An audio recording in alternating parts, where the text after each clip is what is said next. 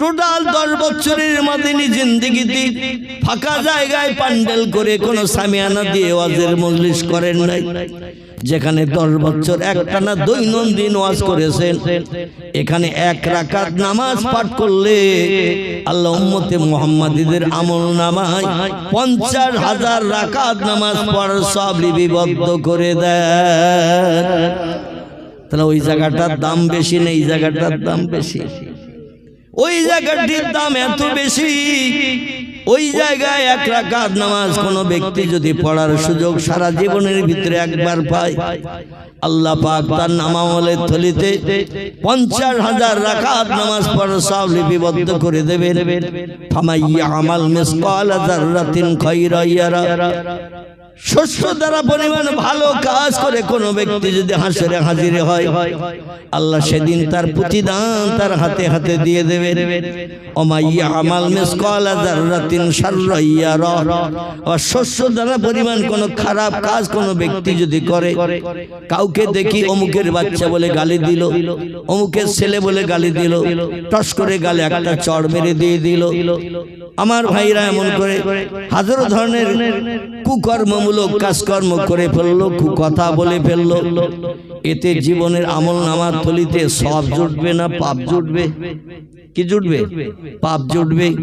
আল্লাহ বলছেন শস্য দ্বারা পরিমাণ পাপ নিয়ে কোনো ব্যক্তি যদি হাসরে হাজির হয়, সেদিন কাজুল কুজ্জা তাহকামুল হাকিমিন, আমি আল্লাহ ন্যায় বিচারক বনবো। আর বিচার শুরু করার আগে কাহার নাম নিয়ে, জাব্বার নাম নিয়ে বিচার স্টার্ট করব। কোন লোকটি দেখতে বিশ্ব সুন্দর, চেহারা খুব সুন্দর, অভিনেতা নায়ক মার্কা, তার চেহারার দিকে তাকিয়ে শস্য দানা পরিমাণ বাড়তি ফ্যাসিলিটি দেওয়া হবে না। আবার কোন ব্যক্তি বেলালে হাফসির মতো কয়লা কালো, ঠোঁট মোটা, চোখ দুটো মোটা মোটা, গায়ে রং কয়লার থেকেও কালো, তাই বলে তারে বাড়তি বিপদে ফেলা হবে না। যে যেমন আমল নিয়ে হাসরে আসবে, তার আমলের প্রতিদান তার হাতে দিয়ে, যদি আমলটা ভালো হয় তার জন্য ঠিকানা হবে জান্নাত। আর আমলটা যদি খারাপ হয় তার ঠিকানা কোথায় হবে? একটু জোরে বলে। জাহান্নাম। এখন একটু জোরে বললে কি জাহান্নামে যেতে হবে নাকি? কি হবে নাকি? কিন্তু আপনারা দেখছেন জাহান্নাম বলতে একটু ভয় পাচ্ছেন, কিন্তু আসলে ভয়ের কোনো বালাই নাই। কারণ যত সময় আজরাইল এসে চাবি মোড়া দিয়ে মরণ না ঘটাবে, তত সময় জাহান্নামের নাম নিয়ে শোনা গন্ধ আমরা কিছুই বুঝতে পারবো না। ঠিক বললাম না ভুল বললাম? মানে আজরাইল এসে চাবি মোড়া দেবে, দেহ থেকে প্রাণ বার করে নেবে, সচল দেহ অচল বনিয়ে যাবে। আত্মীয় স্বজন এই খবর শুনবে, তারা সব দৌড়িয়ে ছুটে আসবে। জোহরবাদ আসরবাদ জানাজা, এলাকার কিছু মানুষ গোসল করাবে, নতুন কাপড় পরাবে, খাটিয়ায় তুলবে, মসজিদের ইমাম এসে জানাজা নামাজ পড়িয়ে দেবে, কিংবা এলাকার কোনো সুনামীয় আলেম, কোরআন হাদিসের বিজ্ঞ পণ্ডিতরা নামাজ পড়িয়ে দেবে। লাশ কাঁধে করে নিয়ে নতুন গাড়ি চাপিয়ে কবরস্থানে নিয়ে কবরে পুঁতে না দেয়া পর্যন্ত জাহান্নামের কোনো খবর পাওয়া যাবে? কোনো খবর পাওয়া যাবে না। তা এখন তো মরণই হয়নি, তো কবরে যেতে সময় লাগবে না? লাগবে না? আমার ভাইরা, এই জন্য জাহান্নাম আওয়াজটা জোরে বললে কোনো ভয় নাই। কারণ আমরা যদি জাহান্নামের খোরাক হই, আওয়াজ আসতে বললেও বিপদ, আবার জোরে বললো বিপদ। আমলনামা নিয়ে বিচার হবে। পয়গম্বর মুহাম্মদ রাসূলুল্লাহ সাল্লাল্লাহু আলাইহি ওয়াসাল্লাম ওয়াজ করতেন, যখন সাহাবীরা শুনতেন। কারা কারা? সাহাবীরা শুনতেন। রাসূল বলছেন, আমি আকাশের চন্দ্র, আকাশের চাঁদ। কাসাহাবী বিন্নুজুম। আল্লাহ নবী বলছেন, আমি হলাম আসমানের চাঁদ। আর চাঁদের পাশে চাঁদের সৌন্দর্য শ্রীবৃদ্ধি করে রেখেছে যারা, তারা হলো তারকারাজি। আমার সাহাবীরা সব তারকার সমান, আর আমি মুহাম্মদ রাসূলুল্লাহ চন্দ্র। চাঁদের পাশে যদি তারকা না থাকতো, চাঁদের সৌন্দর্য ততটা প্রকাশ হতো না। আবার চাঁদ যদি না থাকতো, তারকার সৌন্দর্য কিন্তু প্রকাশ হতো না। এই সাহাবীরা পয়গম্বরের সামনে বসে যেখানে ইক্তেদা করে পয়গম্বরের পিছনে নামাজ আদায় করেছেন সাহাবীরা। এইখানেই বসে পয়গম্বর মেহরাব থেকে একটু পাথরের উপরে বসতেন। এখনো প্রত্যেকটি মসজিদে দেখবেন সেই মসজিদে নববীর নমুনা এখনো প্রতিটি মসজিদে আছে। কাবা শরীফ যারা দেখেছেন, কাবার চাতলে যে যারা নামাজ পড়েছেন, আমার কথা একমত হতে পারবেন। আমি অধম গুনাহগার, আল্লাহ অধমকে তিনটি বার কাবার চাতল দেখিয়েছেন, পয়গম্বরের রওজা মোবারকের হাতিগড়া মসজিদ দেখিয়েছেন। কাবার চাতলে কোনো মেম্বার বানানো নাই। যারা হাজী সাহেব হজ করেছেন, উমরা করেছেন, আমার কথায় একমত হতে পারবেন। কাবার চাতলে কিন্তু নামাজ পড়ানো হয় যেখানে ইমাম সাহেব নামাজ পড়ায়। উত্তরের মানুষ দক্ষিণ দিকে ফিরে নামাজ পড়ে, দক্ষিণের মানুষ উত্তর দিকে ফিরে নামাজ পড়ে, পশ্চিম দিককার মানুষ পূর্ব দিকে ফিরে নামাজ পড়ে। আমাদের পূর্ব দিককার মানুষ যারা পূর্বে দাঁড়ায় এরা পশ্চিম দিকে ফিরে নামাজ পড়ে। ঠিক বললাম না ভুল বললাম? পৃথিবীতে একটি মসজিদ, এই মসজিদটি হলো গোলাকার।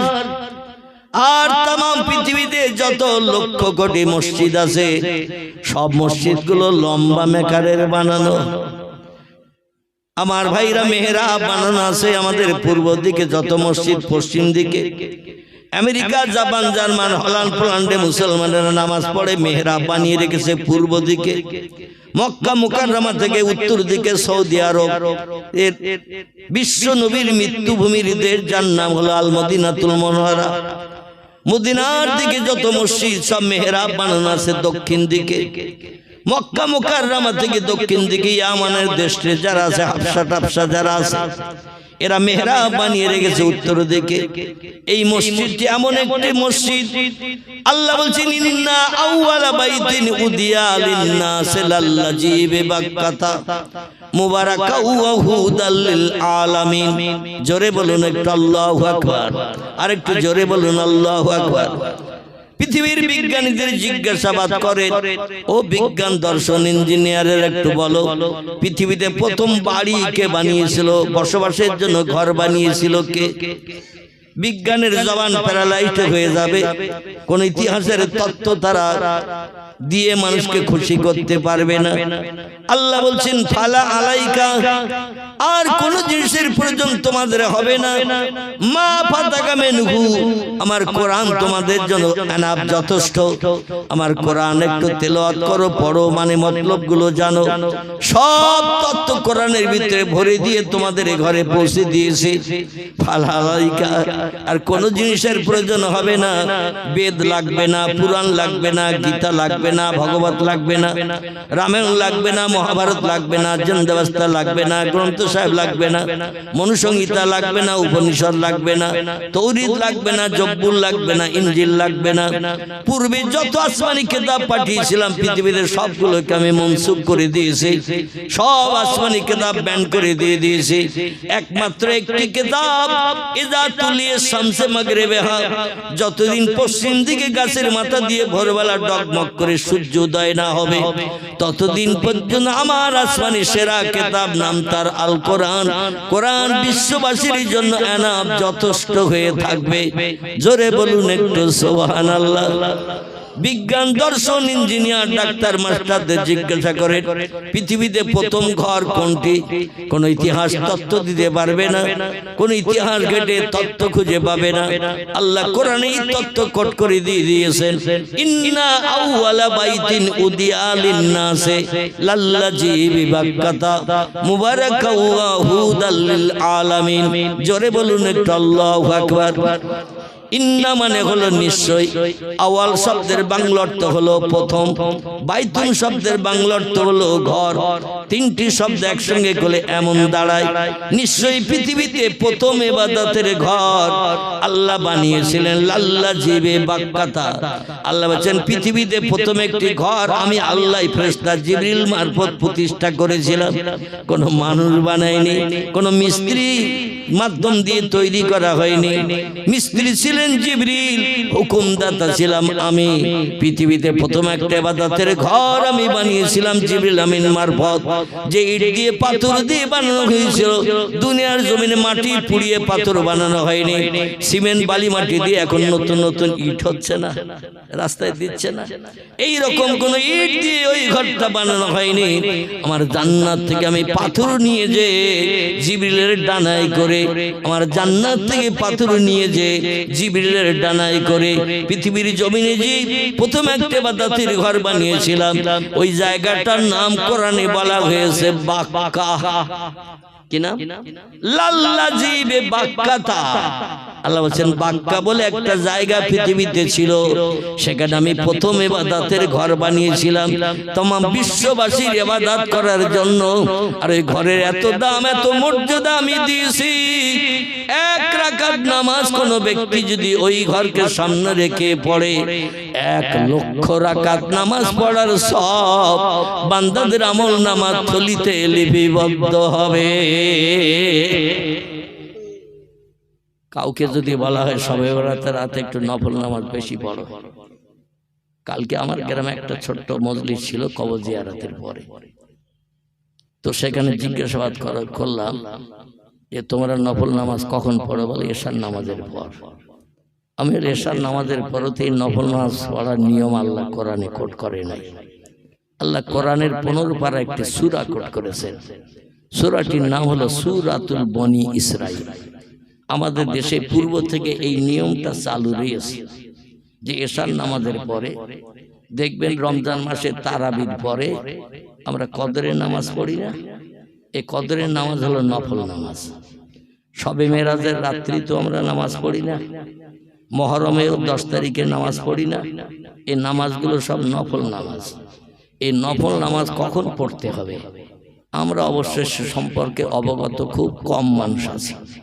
আমরা একেবারে তারাবির নামাজ পাঠ করে বেতের নামাজের আগে দেখবেন 6 রাকাত 8 রাকাত 12 রাকাত আমরা কদরের নামাজ পড়ি না?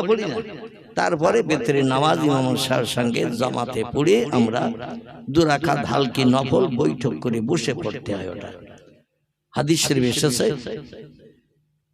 এই হালকি নফল যেটা বলা হয় এশার বেতের নামাজের পরে, এই নামাজটা বসে পড়া উত্তম। জোরে বলুন সুবহানাল্লাহ। দাঁড়িয়ে নামাজ পড়ার থেকে এই নামাজটা বসে পড়া উত্তম। যাই হোক, আমরা অধিকাংশ নফল নামাজ পড়ি ওই রাত 8টা, 8:30, 9টা কিংবা 10টার ভিতরে। আল্লাহ কোরআনের 15 পারা একটি সূরা কোট করে দিয়েছেন। সূরাটির নাম হলো সূরাতুল বনি ইসরাইল। কি নাম বললাম? সূরাতুল বনি ইসরাইল। এই বনি ইসরাইল সূরায় আল্লাহ বলছেন বিসমিল্লাহির রহমানির রহিম ওয়া মিনাল লাইলি ফাতাহাজ্জাদ বিহি নাফিলাতাল লাক আসা আইয়াবআসাকা রাব্বুকা মাকামাম মাহমুদা। জোরে বলুন একটু আল্লাহু আকবার। আল্লাহ বলছেন আমারে যদি রাজি করতে চাও, আমার কাছ থেকে বান্দারা যদি কিছু পেতে চাও, জীবনের সুখ শান্তি যদি মিটাতে চাও, কারো কাছে হাত পাততে যদি না চাও, তাহলে তোমার একটা নামাজ একটু বেশি বেশি করে আদায় করো। এই নামাজটি হলো নফল নামাজ। এই নামাজটির নাম হলো তাহাজ্জুদ। কি নাম? তাহাজ্জুদ। আরো কিছু নফল নামাজ আছে, যেমন ইশরাকের নামাজ আছে, চাশতের নামাজ আছে, ফজরের নামাজ বাদ একটি নামাজ পড়তে হয়। নফল নামাজের নাম হলো ইশরাক। বেলা 10টা 10:30টার পর একটা নামাজ আছে, এই নামাজের নাম হলো চাশ। মাগরিবের নামাজের পর একটা নামাজ আছে, এই নামাজের নাম হলো আওয়াবিন।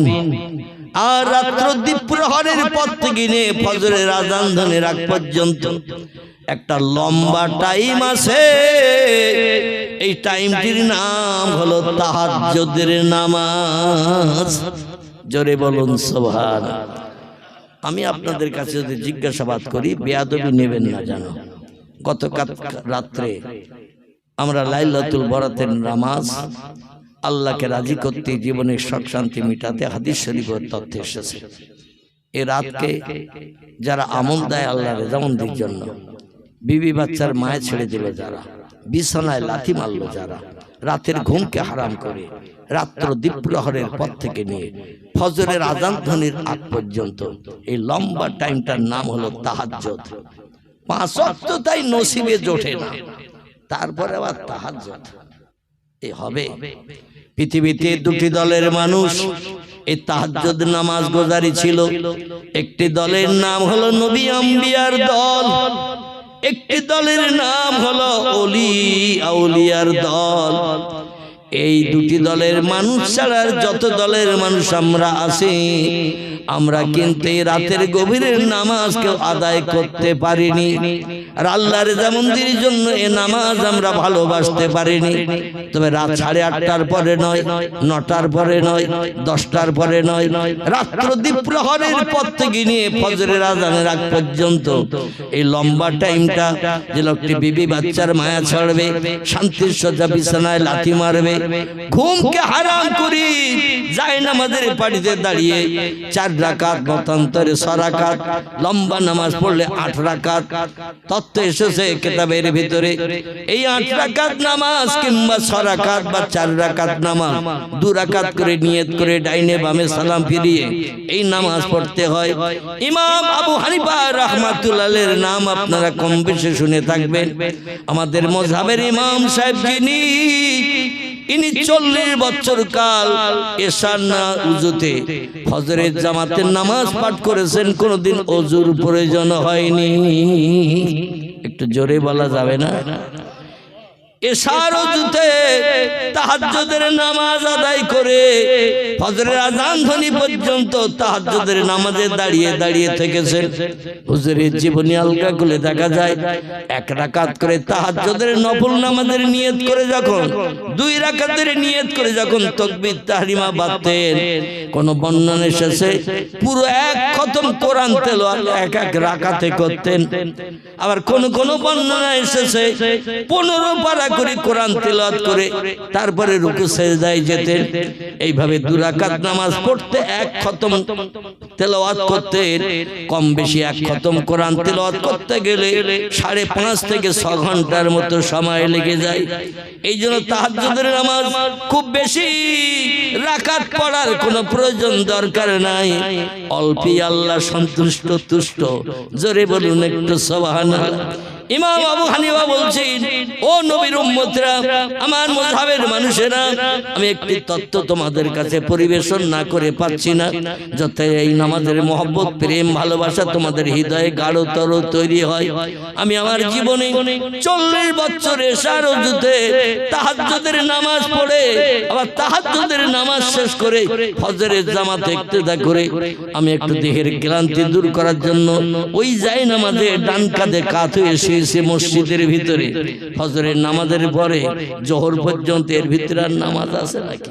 ফরজ নামাজ নাই, আল্লাহর হুকুম তামিলের জন্য দৌড়াদৌড়ি নাই, আজানও নাই, ঠিক কি না? আজান হবে না, জনগণ ডাকা হবে না। উনি বলতেন আমি একটু ডান কাঁধে কাঁধ হয়ে বিশ্রাম নিতাম। এই অবস্থায় আমি 82 বার আমার আল্লাহর নূরে তাজলি চেহারা দেখার সুযোগ পেয়েছি। নারায়ে তাকবীর। কতবার? 82 বার আমার মাবুদকে আমি দেখেছি। পয়গম্বর বলছেন আমি মুহাম্মদ রাসূলুল্লাহ আল্লাহর তরফ থেকে যত মুজিজা পেয়েছি, অলৌকিক তাজ্জব আশ্চর্যজনিত ঘটনা আল্লাহ আমাকে দিয়ে ঘটিয়ে বিশ্ববাসীর কাছে নবী হিসাবে পরিচিত করার জন্য, নবী হিসাবে বিবেচিত করার জন্য আল্লাহ পাক 4500 মতো মুজিজা কম বেশি আমি মুহাম্মদ রাসূল আমাকে দিয়েছেন। তবে আমার উম্মত মণ্ডলীরা শোনো, আদম আদম নবী থেকে ঈসা রুহুল্লাহ পর্যন্ত যত পয়গম্বর পৃথিবীতে এসেছে, কোরআনে টোটাল ৭৭ জন পয়গম্বরের নাম কোট করা হয়েছে। 25 জনের জীবনী বর্ণনা করা হয়েছে কম বেশি। 2 জন পয়গম্বরের কোনো জীবনী নাই, শুধু নাম কোট করা হয়েছে। আমি নাম কটা বলি শুনুন, তাহলে বুঝতে সুবিধা হবে। কার নাম আদম, কার নাম শীষ, কার নাম ইদ্রিস, কার নাম নূহ, কার নাম ইব্রাহিম, কার নাম ইসমাইল, কার নাম ইসহাক, কার নাম ইয়াকুব, কার নাম ইউসুফ, কার নাম দাউদ, কার নাম সুলাইমান, কার নাম মুসা, কার নাম হারুন, কার নাম হুদ, কার নাম লুত, কার নাম সালেহ, কার নাম জাকারিয়া, কার নাম ইহইয়া, কার নাম আইয়ুব, কার নাম ইউনুস, কার নাম শুআয়ব, কার নাম ইলিয়াস, কার নাম উযায়ের, কার নাম ঈসা, কার নাম মুহাম্মাদুর রাসূলুল্লাহ। একটু চিল্লায়ে বলুন সুবহানাল্লাহ, নারায়ে তাকবীর। কজন হলো গুনিয়েছেন না শুধু শুনেছেন? শুনলে হরেনের মাথা দিয়ে আওয়াজ বেরিয়ে চলে যাবে। হাজার চেষ্টা করলো আওয়াজ আর ফেরানো যাবে না, কিন্তু গুনলে মেমোরিতে অনেকদিন জমা থাকবে এই কথা। ঠিক বললাম না ভুল বললাম? আর আমার বাবলু ভাই বোধহয় তাওয়ারুক টুক করিনি, করেছে? আল্লাহু আকবার। তো বাংলা একটা প্রবাদ আছে, লাভে লোহা পাওয়া যায়, বিনা লাভে তুলোর বস্তা কেউ মাথায় নিতে চায় না। লাভ যখন একটু আছে সেবেলা তাওয়ারুক।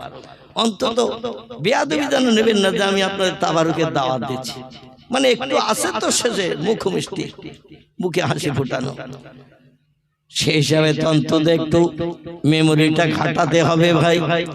আল্লাহ নবী বলছেন ইসমি আউলাদুকুম কেসমিল আম্বিয়া, আল্লাহ যদি তোমাদের কোনো পুত্র সন্তান দান করে, ছেলেদের নাম একটু পয়গম্বরদের নামের সঙ্গে মিলিয়ে রাখবে। আল্লাহ যদি তোমাদের কোনো কন্যা সন্তান দান করে, মেয়েদের নামগুলো পয়গম্বরের বিবিদের নামের সঙ্গে মিলিয়ে রাখবে। সাহাবীরা বললেন, ইয়া রাসূলুল্লাহ, হাজার হাজার বছর আগে পয়গম্বরেরা পৃথিবীতে এসেছিল। 2000, 3000, 4000 বছর আগে, 5000 বছর আগে পয়গম্বরেরা পৃথিবীতে এসেছিল। বর্তমান যুগটা হলো মডার্ন যুগ। এই মডার্ন যুগে পুরানো যুগের পয়গম্বরদের নামের সঙ্গে ছেলেদের নাম কেন রাখতে হবে? পুরানো যুগের পয়গম্বরের বিবিদের নামের সঙ্গে আমাদের মেয়েদের নাম কেন রাখতে হবে? রাসূল বললেন, সাহাবীরা, হাসরের মাটি, কিয়ামতের মাঠে আদম সফিউল্লাহ থেকে ঈসা রুহুল্লাহ পর্যন্ত লক্ষাধিকের উপরে যত পয়গম্বর পৃথিবীতে এসেছে, একটাও পয়গম্বর জাহান্নামী হবে না। সব পয়গম্বর হিসাব নিকাশ বিহীন সূর্যের রৌদ্র তাপ থেকে নিষ্কৃতি দিয়ে আল্লাহ তাদের জান্নাত হালাল বানিয়ে দেবেন। আর পয়গম্বরদের দিনের কাজে সাহায্য করেছিলেন যারা, তারা ছিল তাদের সহধর্মিনী বিবিরা, পাড়া প্রতিবাসী, আপনজন, আত্মীয় স্বজন, দেশবাসী সব পয়গম্বরদের শত্রু ছিল। ভালো কথা কেউ শুনতে চাইতো না, ভালো উপদেশ কেউ মানতে চাইতো না। পয়গম্বরদের কলেমার দাওয়াত দিতে যে অধিকাংশ পয়গম্বরদের মার খেতে হয়েছে, চপাটাঘাত খেতে হয়েছে, গালি খেতে হয়েছে, গলা ধাক্কান খেতে হয়েছে, পাথর মেরে মেরে পয়গম্বরদের দেহ রক্তপ্লুত করেছে। কত পয়গম্বরকে পৃথিবী থেকে কলেমার দাওয়াতের কারণে শহীদ করে দিয়েছেন।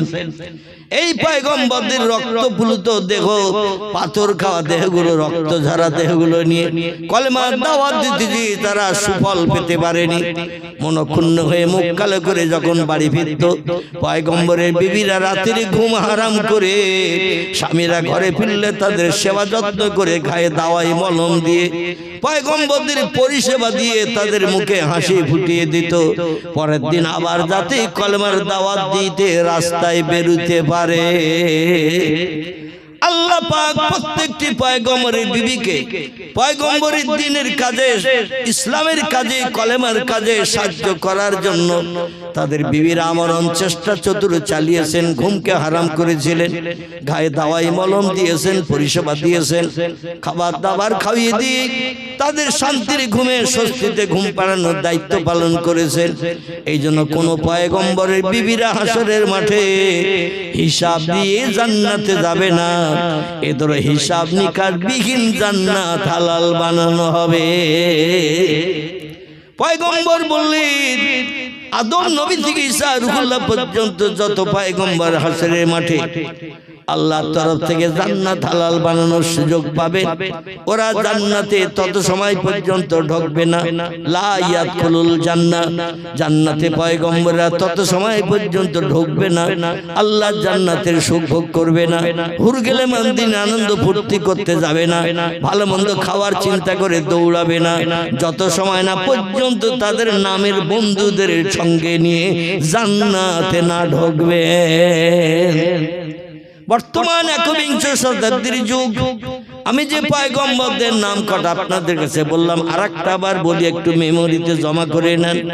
কারণ নবী বলছেন পয়গম্বরের নাম যদি কোনো ব্যক্তি পাঠ করে পড়ে, তাদের নামের প্রতিটি অক্ষরের বিনিময়ে আল্লাহ পাক তার নাম আমলের থলিতে 10টা করে সব লিপিবদ্ধ করে দেন।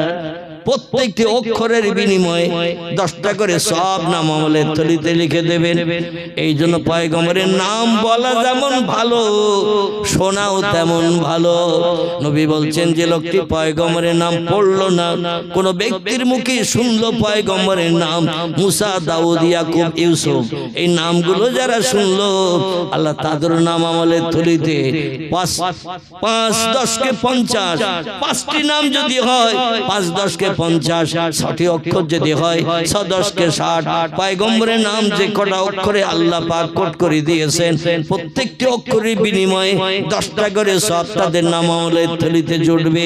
এই সবগুলো হাসরের মাঠে যেদিন ইয়াউমা ইয়াফিরুল মারু মিন আকিহি উম্মিহি ওয়া আবিহি ওয়া সাহিবাতিহি ওয়া বানিহি ওয়াল আখির। চিল্লায়ে বলুন আল্লাহু আকবার। আল্লাহ কোরআনে তত্ত্ব কোট করে দিয়ে বলছেন, যেদিন পশ্চিম দিকে সূর্যোদয় করা হবে, পূর্ব দিকে অস্তমিত করানো হবে, সেদিন একটা দিন বানানো হবে। দিনটা হবে একটু শর্ট মার্কা, ছোট মার্কা দিন। সাহাবীরা বললেন, ইয়া রাসূলুল্লাহ, দিনটা কিরকম ছোট হবে? নবী বললেন, 50 আলফা সানা মিম্মা তাউদ্দুন। পৃথিবীতে তোমরা দিন গোনো কত ঘন্টায়? সাহাবীরা বললেন, ইয়া রাসূলুল্লাহ, 24 ঘন্টায়। আল্লাহ নবী বললেন, সাদ্দাক্তা, ঠিকই তত্ত্ব দিয়েছো। মাস গোনো কত দিনে? সাহাবীরা বলল, 29 30 দিনে গুনি। কারণ আরবি মাস 31-এ হয় না, আরবি মাস 29 আর 30-এ হয়। ইংরেজি মাস মাঝে মাঝে 31-এও হয়, আবার 28-এও হয়, ফেব্রুয়ারি মাস। ঠিক বললাম না ভুল বললাম? বাংলা মাস মাঝে মাঝে 32-এ আষাঢ় ভেঙে দেয়, ঠিক না ভুল?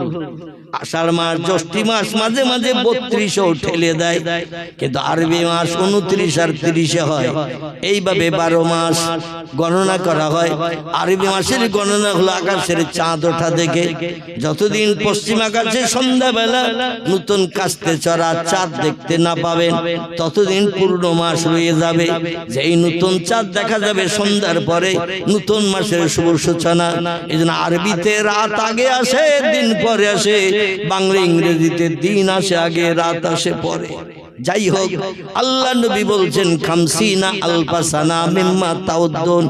এইভাবে মাস গোনো 29 30 দিনে, বছর গোনো কত দিনে? ওরা বলে, ইয়া রাসূলুল্লাহ, 50 52 দিনে, 350 52 দিনে আমরা বছর গুনি। ইংরেজি বাংলা থেকে আরবি মাস প্রতি বছর 10 11 দিন কম হয় না? হয় না? দেখবেন প্রতি বছর ইংরেজি বাংলা থেকে আরবি মাস 10 11 দিন করে কম হয়। কারণ 29 30 হয়, আর বাংলা ইংরেজি 30 31ও ঠেলে দেয়। মাঝে মাঝে 32ও আষাঢ় মাস হয়। এই কারণে একটু ইংরেজি বাংলার সঙ্গে আরবির একটু ডিভাইডেড। এক বছর আমরা গুনি এইভাবে 352 দিন, আরবিতে বাংলায় গুনি 365 দিন, ঠিক কিনা? এইভাবে গুনতে গুনতে নবী বলছেন 50,000 বছর গণনা করতে যত ঘন্টা লাগবে, আল্লাহ একটা দিন বানাবেন। সেদিন ইজা তুলিয়া শামসে মাগরিবে হয়, পশ্চিম দিক থেকে ভোরবেলা গাছের মাথা দিয়ে ডগমগ করে সূর্য উঠতে থাকবে। আর গুরুবে শামসে মাগরিব মাশরিকে হাম, আর পূর্ব দিকে সূর্য সেদিন ডুবতে যাবে। সময় নেবে 50,000 বছরের সমান। যত ঘন্টা হয় আপনি গুণ করবেন মোবাইলের ক্যালকুলেটরে, দেখবেন কত ঘন্টা হবে, কত কতদিন যাবে? একটা দিন আল্লাহ সেদিন বানাবেন। নবী পাক সাল্লাল্লাহু আলাইহি সাল্লাম তিরমিজি আবু দাউদ শরীফের হাদিস জানাচ্ছেন, বর্তমান সূর্যের দূরত্ব কত দূর আমরা কেউ দেখতে যাই নাই, জানি না। তবে পয়গম্বর একটি তথ্য দিয়েছেন 1450 বছর আগে। বিজ্ঞানীরা হা করে পয়গম্বরের তথ্য নিয়ে চিন্তা ভাবনা করে, কারণ কোন বিজ্ঞানকে একটা আকাশের উপরেও যেতে পেরেছে।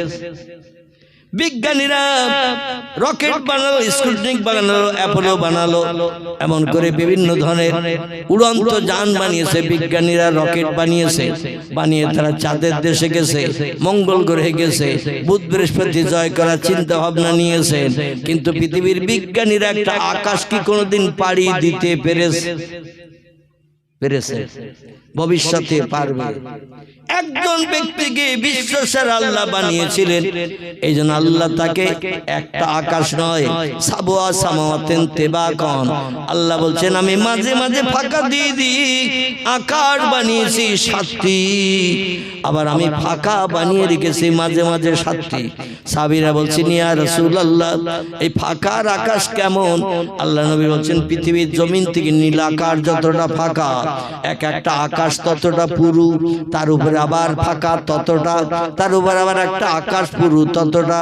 এইভাবে ফাঁকা আছে 7টি, আকাশ আছে 7টি, তার উপরে আছে সিদরাতুল মুনতাহা, তার উপরে আছে বাইতুল মামুর, তার উপরে আছে আল্লাহর আরশ কুরসির এরিয়া। জোরে বলুন একটু সুবহানাল্লাহ। ভবিষ্যৎ জেনারেশন নাতি নাতকুর যদি কিয়ামত পর্যন্ত চেষ্টা চালায়, একটা আকাশ কেউ পাড়ি দিতে পারবে? মানুষ যেখানে অপারক, আল্লাহর প্রেমিক, খাস বান্দা যিনি, ওয়াইন্নাকা লাআলা খুলুকিন আযীম, আল্লাহ বলেন সমস্ত সৃষ্টির ভিতরে সেরা করে আমি যারে বানিয়েছি তার মর্যাদা সম্মান দেব না, সেরার মর্যাদা দেব না, এমনি এমনি কোরআনের নাম কোট করে লিখবো, এটা কোনোদিন মানাবে না, মানুষের কাছে মানাবে না। এই জন্য আমি তাকে 7টা আকাশ পাড়ি দিই, সিদরাতুল মুনতাহা টপকিয়ে বাইতুল মামুর পার করে আমার আরশ কুরসি মহাশূন্য ফাঁকা আমি পার করে দিই। আমার নিজের খাস কোয়ার্টার আরশ কুরসিতে আমি তারে নিয়ে এসে বসিয়েছি, আমার পয়গম্বর সামনে বসা, আমি আল্লাহ তার সামনে বসা।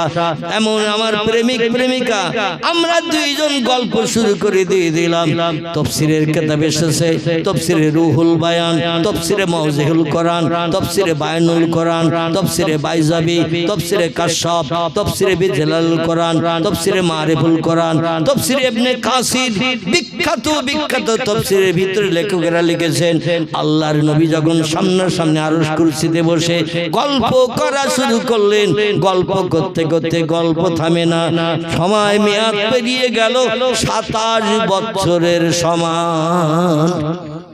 ক বছর? আমরা কেউ প্রেমিক প্রেমিকা যদি কোনোদিন মোবাইলে কানেকশন করি এক জায়গায় হয়, বটতলায়, তেঁতুলতলায় কিংবা দীঘার সমুদ্র সৈকতে একটু সাগরের ঢেউ দেখতে যায়, তো কদিন থাকবে বলে মনে হয় গল্প করার জন্য? দীঘার নাম শুনেছেন তো? মুকুটমণিপুর সুন্দর প্লেস, দার্জিলিং, অনেকে যায় না বেড়াতে? যায়। তো সেখানে যদি যায়, এতদিন টেলিফোনে কথা হতো, এবার এক জায়গায় হয়েছে, তো কদিন থাকবে বলে মনে হয় সেখানে? 2 দিন, 5 দিন, 7 দিন, তারপরে ওরা আবার গন্তব্যস্থানে ঘরে ফেরবে না। আল্লাহ বলেন আমি প্রেমিক আর আমার পয়গম্বর আমার প্রেমিকা। প্রেমিক প্রেমিকার সাক্ষাৎ হলো যখন, আমাদের গল্প শুরু হলো। বিশ্বনবী তার 13 বছরের ঘাত প্রতিঘাতের গল্প, মক্কায় কলেমার দাওয়াতের কথা বলতে যে আবু জেহেল, আবু লাহাব, উমাইয়া বিন খালফ, সুফিয়ান ইবনে খালিদ হারবি, উতবা, উতাইবিয়া, শাইবা, ইকরামা, আবু সুফিয়ান নাজ্জার, বড় বড় লিডার যারা ছিল, বিশ্বনবীর চাচা হযরত আব্বাস তখনও কলেমা পড়েনি। আমার ভাইরা ইসলামের দাওয়াতের শুরুতে ওমরও তখনও কলেমা পড়েনি, আবু সুফিয়ান কলেমা পড়েনি। এমন করে ইতিহাস আলগা করে দেখা যায় বিশ্ব নবীর আপনজন তারাও শত্রু হয়ে নবীর উপরে অত্যাচার, উৎপীড়ন, নির্যাতন চালিয়েছে। নবী শুধু ডেকে বলতেন আল্লাহ ওরা যত মারে মারুক, যত গালি দেয় দিক, আমি যেন আপনার কলেমার দাওয়াত দিতে অধৈর্য প্রকাশ না করি। জোরে বলুন একটু সুবহানাল্লাহ। আল্লাহ বলছেন ফাসাবরুন জামিলুন আল্লাহুল মুস্তাআনু আলা মা তাসিবুন। বিপদে মুসিবতে পড়ে আমার যে বান্দা ধৈর্য ধারণ করে, সবর ইখতিয়ার করে, আমার আসমানি রহমতের অপেক্ষা করে, আমি আল্লাহ অতি উত্তম পুরস্কার তাদের জন্য নসিব করে অচিরে মুখে হাসি ফুটিয়ে থাকি। আল্লাহ নবী বলেন 13 বছরের ঘাত প্রতিঘাতের গল্প আল্লাহর কাছে করতে শুরু করলেন। কোন দিন তারা মেরেছে, কোন দিন গালি দিয়েছে, কোন দিন গলা ধাক্কান দিয়েছে, কোন দিন পাথর মেরে বেহুশ করে রেখে দিয়েছে, এমনকি দেহের রক্ত ছত্রছায়া পায়ের জুতা পর্যন্ত আঠার মতো পায়ে জড়িয়ে গেছে। তাইফের দেশে কলেমার দাওয়াত দিতে যে তাইফের বাচ্চারা এত পাথর মেরেছিল, বর্ষার পানির মতো পাথর। বিশ্ব নবীর সারাটা দেহ রক্তপ্লুত হয়ে লাল হয়ে গেল, রক্ত শূন্য হয়ে নবী পাহাড়ের কিনারায় বেহুশ হয়ে পড়েছিলেন 3.5 থেকে 4 ঘন্টার মতো। এই সব দুঃখের গল্পগুলো আল্লাহর কাছে করতে শুরু করলেন। আর আল্লাহ পাক শুধু শুনছেন পয়গম্বরের জীবনের এই সমস্ত বিপদ মুসিবতের কথা, এই সমস্ত কথা। আল্লাহ ডেকে বলেন, হাবিব আল্লাহু আলিমুন বিজাতিস সুদূর। ও হাবিব, তুমি মার খেয়েছো আর আমি আরশে চুপ করে বসে থেকেছি। আমি তোমার সব দৃশ্যগুলো পটে পটে দেখেছি। বান্দা অন্তরে যেটা গোপন রাখে কেউ জানে না, আমি আল্লাহ সে খবরটাও পর্যন্ত রাখি। আল্লাহ বলছেন আপনার মনের গ্লানি দূর করুন, দুঃখের কথাগুলো বলুন। পয়গম্বর এক এক করে আল্লাহকে সামনে পেয়ে আল্লাহর কলেমার দাওয়াতের কাজ করতে যে যখন এই সমস্ত প্রহার, অত্যাচার, উৎপীড়ন, নির্যাতনের কথাগুলো বলছেন, দেখতে দেখতে 27 বছর পেরিয়ে গেল। আল্লাহ ডেকে বলেন, চাঁদ রে যেখানে আছিস ওইখানে দাঁড়িয়ে থাক, সূর্য রে যেখানে আছিস ওইখানে দাঁড়িয়ে থাক, রাত যেখানে আছিস সেখানে থাক, দিন যেখানে আছিস সেখানে থাক। এই পৃথিবীর কীটপতঙ্গ, জীবজন্তু, আমার ফেরেশতাগুলো হুরগেলেমান, তোমরা এখন কেউ কথাবার্তা বলিও না, সব নিঃশুবতা অবলম্বন করো। আমরা যেমন ইতিকাফের নিয়ত যখন করি কথাবার্তা বলি কারোর সঙ্গে, তোমরা সব নিঃশুবতা অবলম্বন করো। কারণ প্রেমিক প্রেমিকার গল্প হচ্ছে, কারো কথার আওয়াজ হলে গল্পর ইন্টারেস্ট পাওয়া যাবে না, গল্প বাস্তবে সুন্দর হবে না, আনন্দময় হবে না। সব ঘুমিয়ে পড়ো, যে যেখানে আছো ঘুমিয়ে পড়ো। আমাদের গল্প চলা পর্যন্ত গল্প শেষ হবে, তারপরে কোন শব্দের মাধ্যম দিয়ে সবার ঘুম ভাঙানো হবে। জোরে বলুন সুবহানাল্লাহ। আমার ভাইরা, পয়গম্বর মুহাম্মদ রাসূল বলছেন, আমি চতুর্থ আসমানে যখন গেলাম, যে দেখি ওইখানে আল্লাহ পাক সূর্যকে সেট করে রেখে দিয়েছেন। পৃথিবীর বিজ্ঞানীরা বলছে চন্দ্র সূর্য ওরা ভাসমান, ওই যে নীল আকাশের নিচে ভাসমান। নবী বলছেন, আমি আমার জীবনের 53 বছর বয়সে রজব মাসের 26 তারিখের দিনগত রাত আল্লাহর সঙ্গে যেদিন দিদার করতে গেলাম, আল্লাহ নূরে তাজুলের চেহারা দর্শন করতে গেলাম, সেদিন দেখলাম তৃতীয় আসমান পাড়ি দিয়ে যখন চতুর্থ আসমানে গেছি, যে দেখি চতুর্থ আসমানের গায়ে আল্লাহ সূর্য সেট করে রেখেছেন। শুধু তাই নয়, পয়গম্বর বলছেন, আমি দেখলাম আকাশের গায়ে আল্লাহ চাঁদ সেট করে রেখেছেন চতুর্থ আকাশে, আর সূর্যের কিরণটা পঞ্চম আকাশে লাগিয়ে দিয়েছে। সূর্যের কিরণ উপরের দিকে গেছে, সমস্ত আসমানগুলো স্বচ্ছ কাঁচের মতো। আল্লাহ যত আকাশ বানিয়েছেন সব আকাশগুলো স্বচ্ছ কাঁচের মতো। ওই কাঁচের গায়ে লাইট লেগেছে উপরের আকাশে, ওইখান থেকে বিকিরণ আবার ফিরে এসে আমার ভাইরা 3টি আসমান ভেদ করে পৃথিবীর জমিনে লাইট আসে 9,30,00,000 মাইল দূর। বিজ্ঞানীরা বলছে সূর্যের দূরত্ব ওরা একটা হিসাব করে তথ্য দিয়েছে। কারণ ভোরবেলা পূর্ব দিকে যখন সূর্য উদয় হয়, দেখবেন আস্তে আস্তে গাছের মাথার উপরে যখন ওঠে একটা খাঞ্চার প্লেট থালার মতো দেখায় না, দেখায়। বরকর্তা বিয়ে করতে আসলে একটু বড় প্লেট দেওয়া হয় না, হয় না? এদিকে দেওয়া হয় তো নাকি? আমাদের 24 পরগনা সব একই লাইন, একই নিয়ম। হাওড়া হুগলি জেলাও দেয় বড় খাঞ্চা প্লেট, কারণ বরের একটু ভ্যারাইটিস বাড়তি থাকে। মাছ ভাজি, ডিম ভাজি, আস্ত মুরগি ভাতের ভিতরে পুঁতে দেওয়া, এরকম কিছু থাকে না, থাকে না। খাসির মাথা, এটা ওটা। বর সেদিন লজ্জায় খেতে পারে না, খাওয়ার লাইন হয় তার দুলা ভাইদের। ঠিক না ভুল?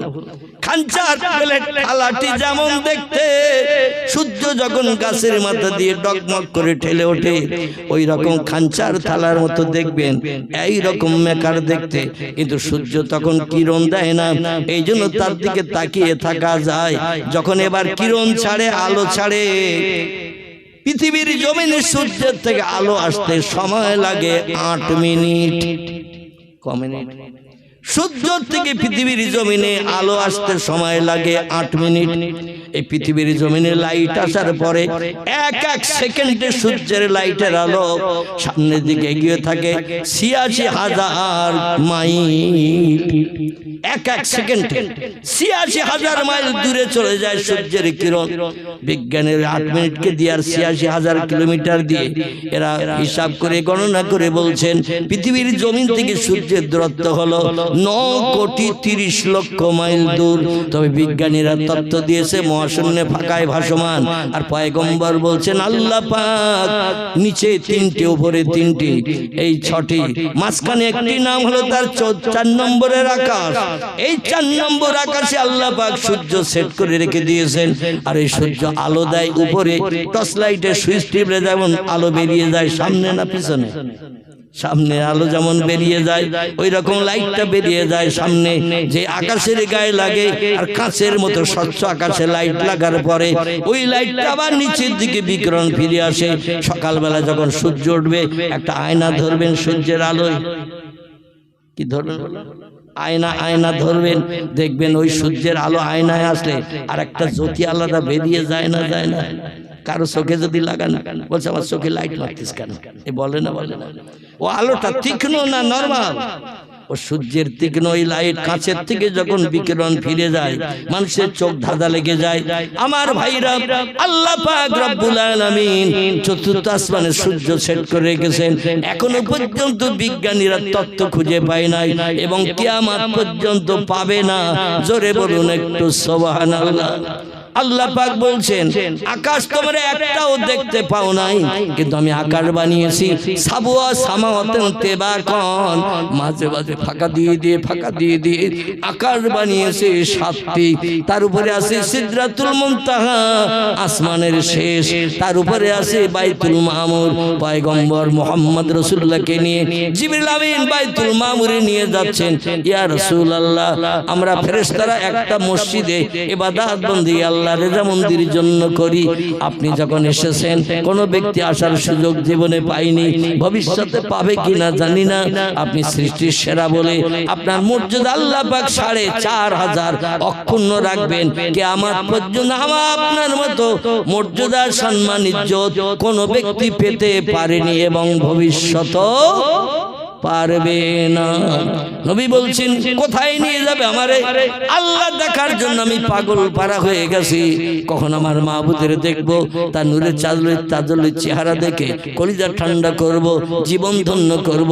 তুমি আবার কি দেখাবে? বলে ইয়া রাসূলুল্লাহ, রাস্তার পাশে একটি ইবাদতের ঘর আছে, নাম হলো তার বাইতুল মামুর। আমরা ফেরেশতারা যেখানে আল্লাহর যেমন দ্বিজন ইবাদত করি।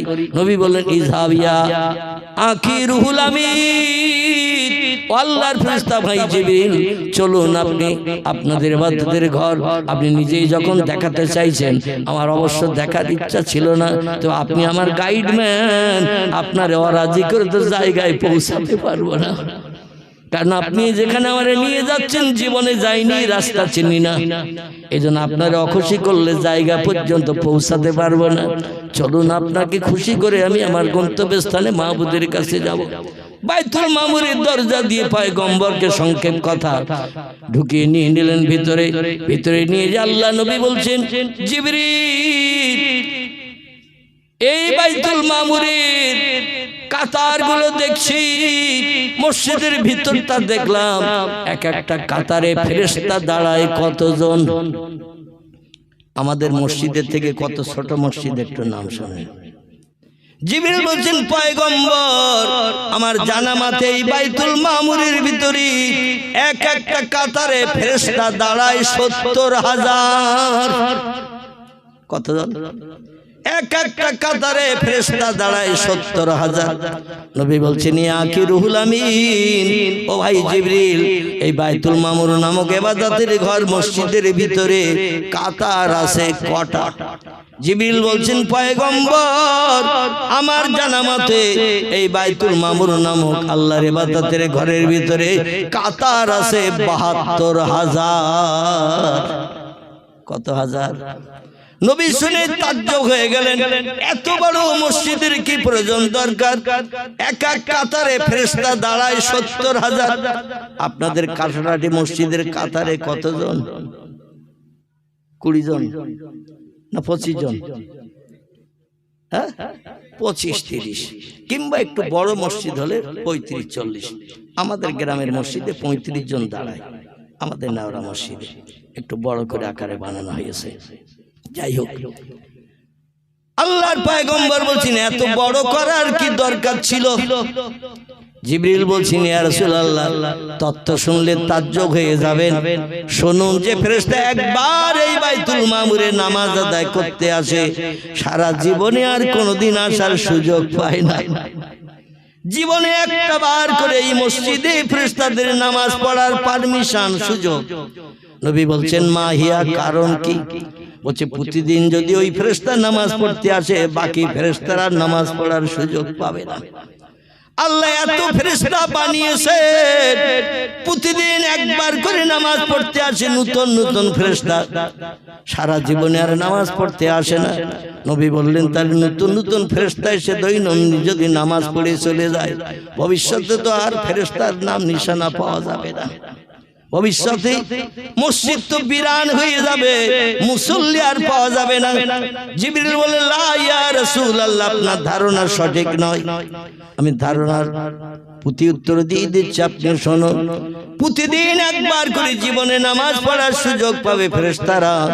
কিয়ামত কবে হবে? আল্লাহু আলামু বিমুরাদিহি, আল্লাহ সে বিষয়ে বেশি জানেন, বেশি খবর রাখেন।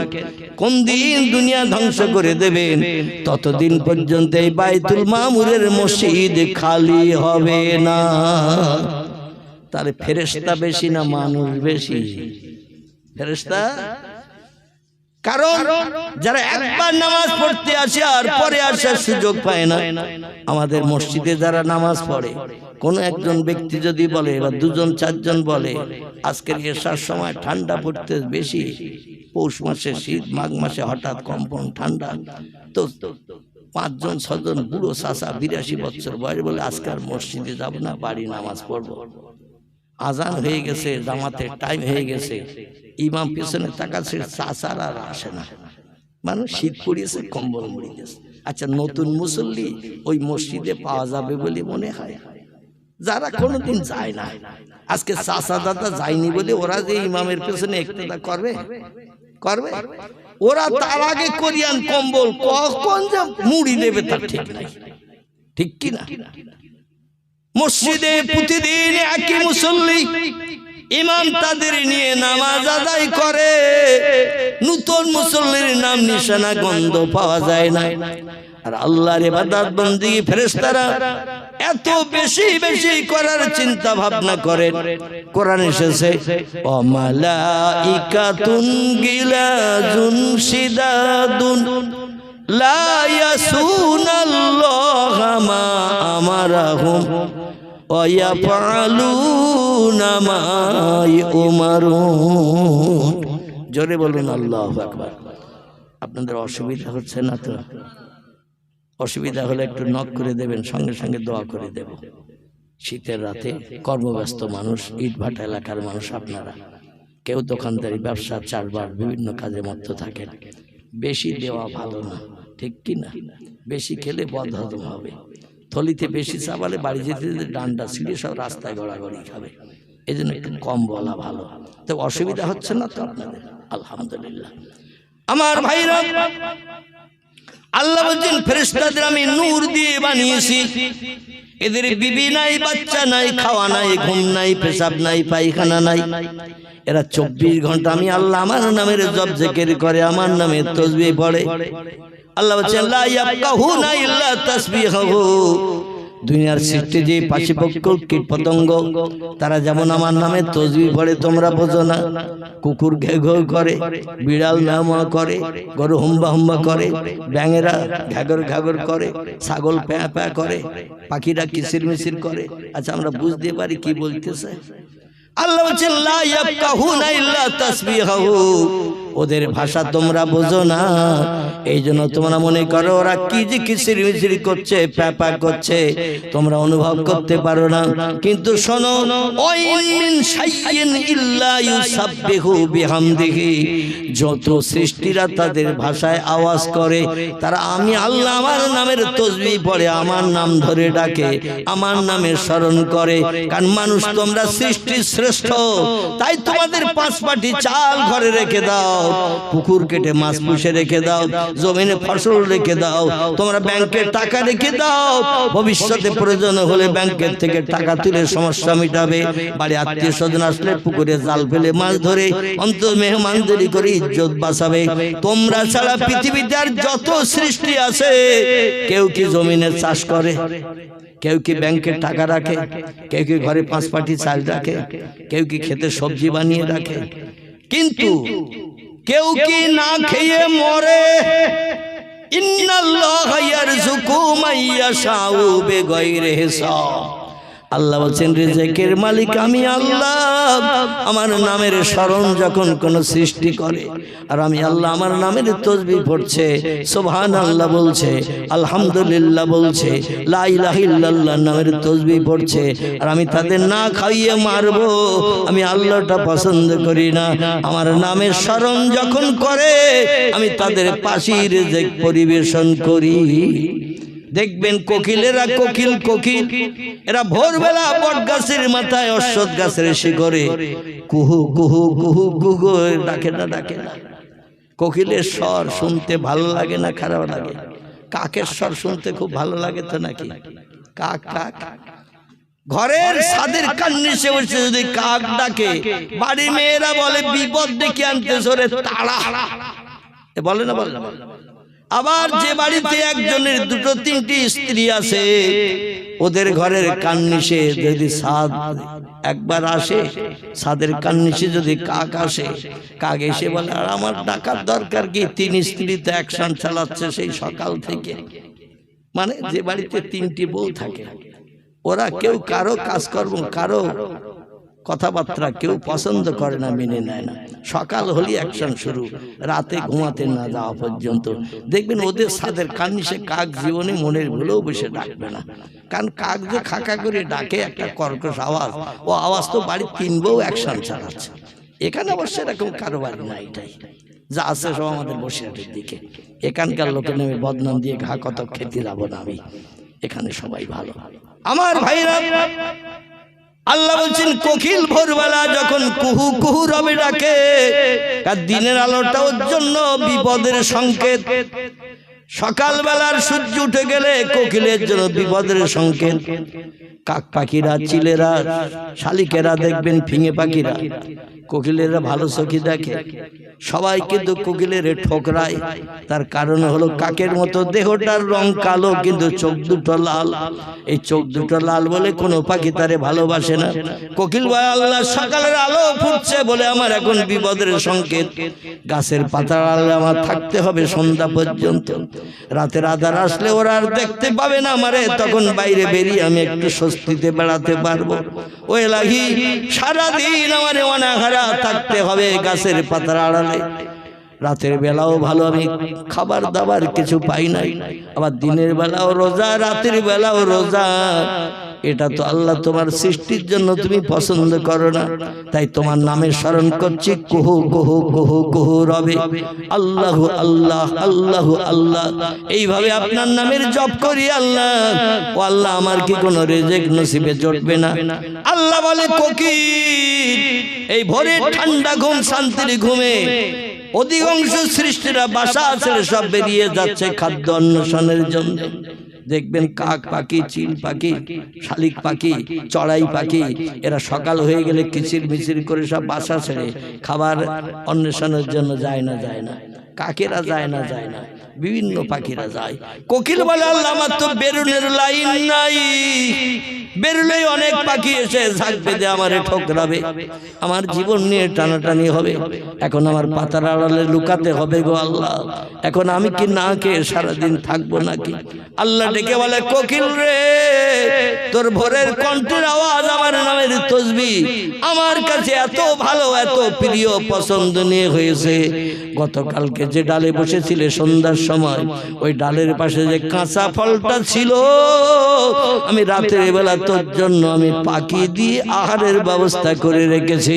জোরে বলুন একটু সুবহানাল্লাহ। আপনাদের কাছে জিজ্ঞাসাবাদ করি, ফল রাতে পাকে না দিনে পাকে? ফল রাতে পাকে, বাড়ে রাতে, পাকে রাতে। মাঠে যাবেন দেখবেন একটা গাছের দুটো পাতা বেরিয়েছে দানা থেকে, সারাদিন যদি গাছের পাশে বসে থাকেন 4টে পাতা দেখতে পাবেন। রাতের বেলা এমন একটা টাইম আল্লাহ নির্ধারণ করে রেখেছেন, 12টা কি 1টা, 1.5টা কি 2টো, ওটা আমি বলতে পারবো না। রাতের বেলা আল্লাহ এমন একটা টাইম নির্ধারণ করে রেখেছেন, ওই সময়টা যেই আসে বান্দার রোগ থেকে বান্দা নিষ্কৃতি পায়, কারবার রোগ বাড়ে, কারবার রোগ কমে, আবার কারবার আল্লাহ পাক রিজিকের ব্যবস্থা করেন। ওই রাতের বেলা কাঁচা ফলটা আল্লাহ পাকিয়ে দেন। জোরে বলুন একটু সুবহানাল্লাহ। রে কোকিল, পাশে তাকিয়ে দেখ, যেটা তোর জন্য অনুপযুক্ত ছিল আমি রাতের বেলা এমন একটা টাইম রেখেছি, ওই টাইমে তোর জন্য ফলটা উপযুক্ত করেছি। তোর দূরে দূরে দৌড়াতে হবে না অন্য পাখিদের মতো, একটু নজর কর, পাশে নজর কর, তাকিয়ে দেখে আল্লাহর ইলহাম, আওয়াজ শুনে তাকিয়ে দেখে গতকাল যে ফলটা দেখেছিলাম কাঁচা, আজকে রাতের ভিতরে 1 মুহূর্ত টাইমের জন্য আল্লাহ ফলটা পাকিয়ে দিয়েছেন। আল্লাহ বলে নাস্তা কর, ইফতার কর, পাতার ভিতরে লুকিয়ে থাক, সন্ধ্যা হয়ে গেলে তোর আবার বাইরে বার হওয়ার সুযোগ করে দেব। জোরে বলুন একটু সুবহানাল্লাহ। আরো একটা ছোট্ট তত্ত্ব দিয়ে আমি নিয়ে যাব আমার পূর্ব বক্তৃতার দিকে। দেখবেন একটা গরু কিংবা ছাগল একটা ফুটবল মাঠে যদি লম্বা দড়ি দিয়ে খোঁটা মেরে বেঁধে রাখেন, সারাদিন ওই দড়ি ভর ঘুরবে আর খাবে না, খাবে না, দড়িবার ঘুরবে আর খাবে। একই ঘাস কামড়ে কামড়ে জমিন সমান করে দেয়, কারণ দড়ির বাইরে যেতে পারছে না। লম্বা শক্ত পাটের দড়ি, লাইলনের দড়ি দিয়ে তার গলায় পরিয়ে শক্ত মোটা খোঁটা মারা হয়েছে, গোজ মারা হয়েছে, ঘুরছে আর কামড়িয়ে কামড়িয়ে খাচ্ছে, চাটিয়ে ফেলে দিয়ে। সন্ধ্যার সময় মালিক যখন গরুটা আনতে গেল, ছাগল আনতে গেল, ভেড়া আনতে গেল, দুম্বা আনতে গেল, আমার ভাইরা তখন গরুটা বলছে আল্লাহ, মালিক এবার আমারে বাড়ি নিয়ে গোয়াল ঘরে রাখবে, পরের দিন সকাল হলে আবার তো এই মাঠে এনে বাঁধবে, আশেপাশে আর কোনো বাঁধার জায়গা নাই। আজকের তো মাটি সমান করে ঘাস কেটে কেটে খেয়েছি, কালকের পাবো কি? আমাকে কি না খেয়ে থাকতে হবে নাকি মাওলা? আল্লাহ বলেন ও সৃষ্টির চতুষ্পদ জন্তু, ওয়ালা তাহজান ওয়ালা তাখাফ, কোনো চিন্তা নাই, কোনো ভয় নাই।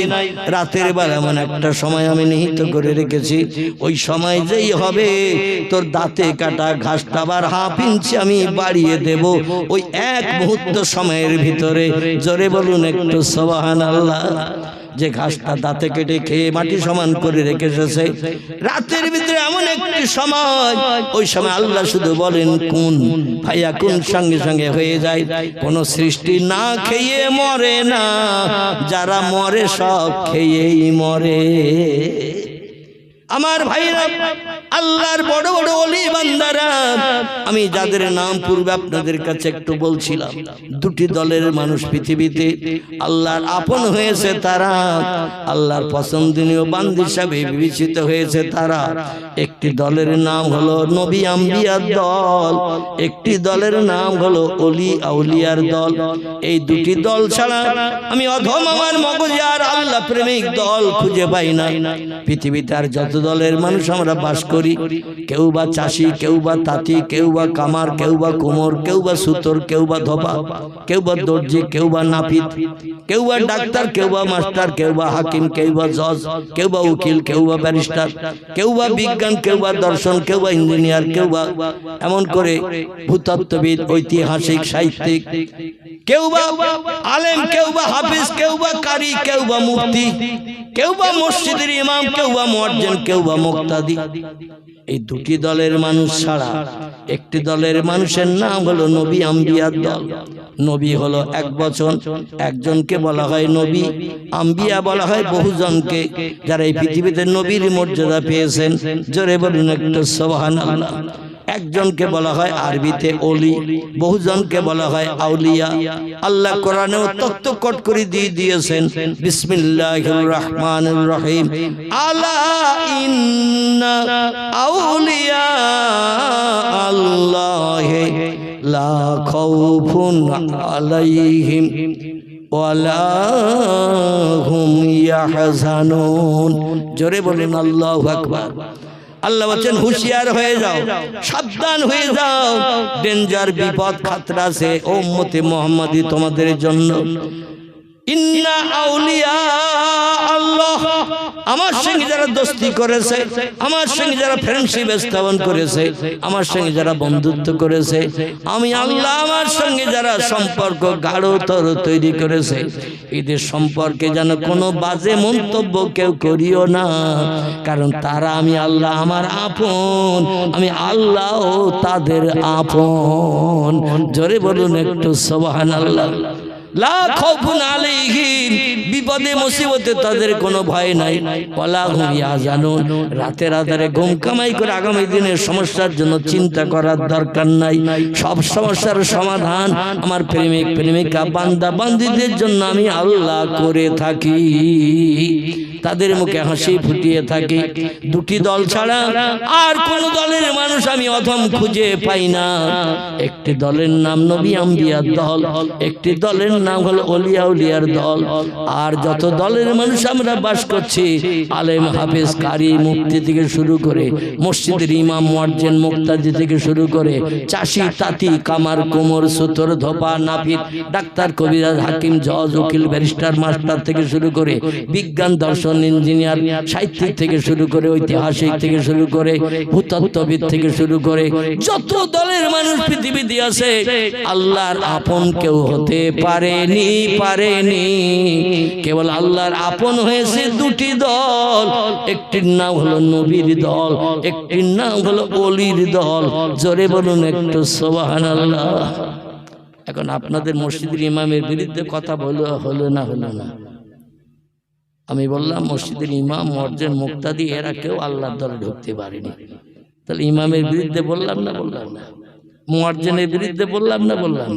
যারা 5 ওয়াক্ত নামাজ পড়তে যায় ইমামের পিছনে ইক্তেদা করে, ওদের কি সুযোগ দিছি না? ওদেরও বিরুদ্ধে বলেছি। শুধু ওদের বিরুদ্ধে বলি নাই, আমি অদম ওই দলের মানুষ আছি। আপনারা কম বেশি জানেন, কাছাকাছির মানুষ, এই জন্য বেশি তথ্য দেওয়ার প্রয়োজন নাই। আমিও একটি মসজিদে ইমামতি করি। বর্তমান আমার ইমামতির বয়স এখন 41 চলছে। কত বললাম? আমার বর্তমান ইমামতির বয়স চলছে 41। 1985 সাল থেকে নিয়ে বর্তমান 2026, এটা হিসাব করবেন ক বছর হয়। আমি একটা মসজিদের ইমাম, কিন্তু আমাকে ছাড়ান দিই নাই। আমি ইমামদের দলের ভিতরে আছি। মুয়াজ্জিন যারা মসজিদে আজান দেয়, মানুষকে আহ্বান করে নামাজ পড়ার জন্য, মুক্তাদিরা মুয়াজ্জিনের আজান শুনে মসজিদে জামাতে শরীক হয়। ঠিক না ভুল? এরা কেউ আল্লাহর আপন হতে পারেনি। আলেম পারেনি, হাফেজ পারেনি, কারি পারেনি, মুফতি পারেনি, কেউ পারেনি। কেবল পেরেছে দুটি দল। এই দলের একটির নাম নবীর দল, একটির নাম ওলির দল। এবার যদি বলেন হোয়াট ইজ দ্য ডকুমেন্ট হুজুর, আসলে একটা ছোট্ট তত্ত্ব পরিবেশন করব। দেখতে দেখতে রাত অনেক হয়ে গেছে, আল্লাহু আকবার, অনেক লম্বা সময় হয়ে গেছে। আর বেশি বক্তব্য আপনাদের কাছে রাখবো না। একজন নবীর কথা বলবো, একজন ওলির কথা বলবো। তাহলে দুটি দলের মানুষের সম্পর্কে তত্ত্ব দেয়া হবে না? কিয়ামত পর্যন্ত কোন মানুষ যদি চেষ্টা চালায়, নবী কেউ হতে পারবে। খুব ভালো করে শুনবেন। কিয়ামত পর্যন্ত কোন মানুষ যদি চেষ্টা চালায়, আমল কালাম বেশি বেশি করে, রাতের ঘুম হারাম করি, বিবি বাচ্চার মায়া ছেড়ে, বিছানায় লাথি মেরে সারা রাত যদি নফল ইবাদত বندگی করে, আমার ভাইরা আল্লাহর জামানতির জন্য কোরআন তেলাওয়াত করে, জিকির আজকার করে, জামার বাড়ি শ্বশুর বাড়ি যায়, বিশ্বনবীর আদর্শের অনুসরণ করে চলে, শরীয়তের কোনো খেলাফ কাজ করে না, এই লোকটা কি মরণের আগে কোনোদিন নবীর মর্যাদা পাবে? কারণ নবীর খাতা আল্লাহ শেষ করে দিয়েছেন পয়গম্বর মুহাম্মদ রাসূলুল্লাহকে দিয়ে। ও খাতামান নবিয়্যিন, সূরা আহজাবের ভিতরে আল্লাহ তত্ত্ব কোট করে দিয়েছেন মুহাম্মদ রাসূলুল্লাহকে আমি নবীদের শেষ করে পাঠিয়েছি। এইজন্য তারপর আর কোনো ব্যক্তি পশ্চিম দিকে সূর্যোদয় পর্যন্ত নবী হতে পারবে না।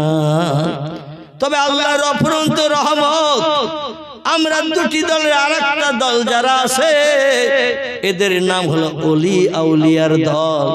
আল্লাহ কোরআনে এই দলের সম্পর্কে বলছেন, ওদের নামে যেন কোনো বাজে মন্তব্য করবে না, ওদের সম্পর্কে কোনো টিকা টিপ্পনি কাটবে না, ওদের যেন খারাপ চোখে দেখবে না, ওদের সম্পর্কে কোনো কুমন্তব্য করবে না। ওরা আমার আপন, আমি আল্লাহ ওদের আপন। আমি যেটা চাই এই দুটি দলের মানুষ সেটা দেয়। খুব ভালো করে বুঝবেন, আমি যেটা বান্দাদের কাছে চাই এই দুটি দলের মানুষ আমাকে সেটা দেয়। একটি দলের নাম নবীর দল, একটি দলের নাম ওলির দল। এছাড়া আলেম হাফেজ কারি মুফতি থেকে শুরু করে, মসজিদের ইমাম মুয়াজ্জিন মুক্তাদি থেকে শুরু করে, চাষি তাঁতি কামার কুমোর সুতর ধোবা নাপিত থেকে শুরু করে যত দলের মানুষ পৃথিবীতে বাস করে, আমি আল্লাহ আমার হাসি ফোটানোর জন্য, সন্তুষ্ট করার জন্য কোন দলের মানুষ সেটা দেয় না। আমার ভাইরা, আবার আল্লাহ বলছেন, ওই বান্দারা নবীরা এবং ওলিরা আমার কাছে যখন কিছু চায়, আমি আল্লাহ তাদের মুখে হাসি ফোটানোর জন্য তাদের ফিরিয়ে দিতে পারি না। আমার কাছে যখন যেটা চাই আমি সেটি দিয়ে তাদের মুখে হাসি ফুটাই। কারণ নবী বলছেন, মান কানা লিল্লাহ, যে লোকটি আল্লাহর আপন হয়ে যায়, কানা আল্লাহু লাহু, আল্লাহ তার আপন হয়ে যায়। একটু চিল্লাই বলুন সুবহানাল্লাহ। আল্লাহর আপন বনেছেন নবীর দল, আল্লাহর আপন বনেছেন ওলির দল। আসুন আমরা যদি চেষ্টা করি কিয়ামত পর্যন্ত নবী হতে পারবো না, কিন্তু এই চেষ্টা চালালে ওলি হতে পারবো না। পারবো কি? পারবো না? পারবো না? আমরা চেষ্টা চালালে খোদার কসম কিয়ামত পর্যন্ত আমরা আরেকটি দলের মানুষ বনতে পারবো, সেটি হলো ওলির দলের মানুষ। আর এই ওলির দলের মানুষ বনতে গেলে বিবি বাচ্চার মায়া ছাড়তে হবে, শান্তির সোজা বিছানায় রাতের বেলা তাহাজ্জুদের সময় আপনাকে ঘুম হারাম করে দাঁড়াতে হবে, যায় নামাজে দাঁড়াতে হবে, আল্লাহর পাক কালাম কোরআন মজিদ তেলাওয়াত করে করে, রুকু সেজদা করে করে আপনাকে ডাইনে বামে সালাম ফিরিয়ে আল্লাহর কাছে হাত তুলে যদি কিছু চান, আল্লাহ বলেন উদুনি, যদি কিছু চাওয়ার থাকে, যদি কিছু পাওয়ার থাকে আমার কাছে চাও, আস্তাজিব লাকুম, তোমাদের চাওয়া পাওয়া পরিপূর্ণ করে দিয়ে মুখে হাসি ফোটাবো আমি আল্লাহ। আমার ভাইরা, পৃথিবীতে চেষ্টা চালায় যদি মেয়েরা, খুব ভালো করে শুনবেন, পৃথিবীতে মেয়েরা যদি চেষ্টা চালায় কিয়ামত পর্যন্ত নবী কেউ হতে পারবে? পারবে? কারণ কোন মেয়েরা অতীত কাল থেকে নিয়ে পয়গম্বর মুহাম্মদ রাসূলুল্লাহ পর্যন্ত কোন মেয়েরা কেউ কি নবী হয়েছে? হয়েছে? আমি যে নবীদের নাম বলছিলাম কোরআনে আল্লাহ যাদের নাম কোট করেছেন, লক্ষাধিক পয়গম্বরের ভিতর থেকে ছাঁটাই করে বাছাই করে আল্লাহ 25 জন পয়গম্বরের জীবনী কম বেশি কোরআনে ভরে দিয়েছেন। আর 2 জন পয়গম্বরের নাম বাড়তি আল্লাহ কোরআনে উল্লেখ করেছেন, তাদের কোনো জীবনী নাই। নাম কটা আবার বলে একটু শুনুন, আমলনামার থলিতে যাতে সব লিপিবদ্ধ হয়। কারবার নাম আদম, কারবার নাম শীষ, কারবার নাম ইদ্রিস, কারবার নাম নূহ, কারবার নাম ইব্রাহিম, কারবার নাম ইসমাইল, কারবার নাম ইসহাক, কারবার নাম ইয়াকুব, কারবার নাম ইউসুফ, কারবার নাম দাউদ, কারবার নাম সুলাইমান, কারবার নাম মুসা, কারবার নাম হারুন, কারবার নাম হুদ, কারবার নাম লুত, কারবার নাম সালেহ, কারবার নাম জাকারিয়া, কারবার নাম এহিয়া, কারবার নাম আইয়ুব, কারবার নাম ইউনুস, কারবার নাম শোয়েব, কারবার নাম ইলিয়াস, কারবার নাম ওজায়ের, কারবার নাম ঈসা, কারবার নাম মুহাম্মাদুর রাসূলুল্লাহ। জোরে বলুন একটু সুবহানাল্লাহ। কজন? 25। এই 25 জন পয়গম্বরের জীবনী কম বেশি কোরআনে ভরা। সব থেকে লম্বা জীবনী যার কোরআনের ভিতরে ভরা।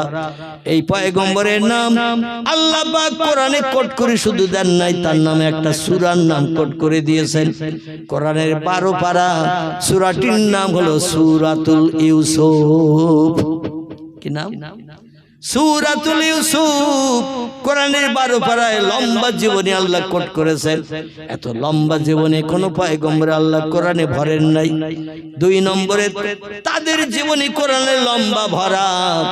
একজনের নাম পয়গম্বর ইব্রাহিম আলাইহিস সালাম, আরেকজনের নাম পয়গম্বর মুসা কালিমুল্লাহ।